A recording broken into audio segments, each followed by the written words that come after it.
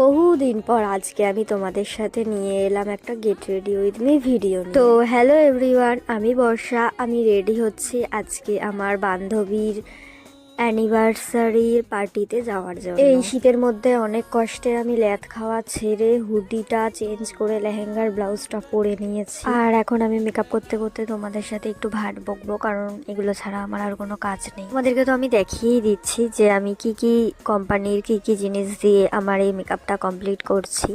তাই আমি আর মুখে বলতে পারছি না, কারণ আমার ভীষণ পরিমাণের ল্যাদ লাগছে। তাও অনেকটাই বকবক করে নিয়েছি আমি, কারণ কি এই ভিডিওটা পুরোটা কমপ্লিট করে পোস্ট না করলে আমার বান্ধবী আমাকে আর আস্ত রাখবে। এখন হয়তো তোমরা ভাবছো যে আমার ভিডিও আমি পোস্ট না করলে কেন আমার বান্ধবী আমাকে আস্ত রাখবে না, তাই তো।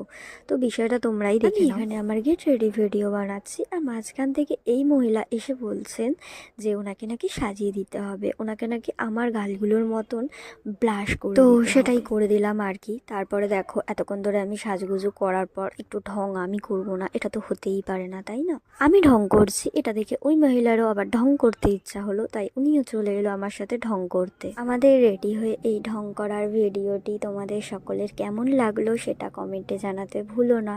Tata, bye bye.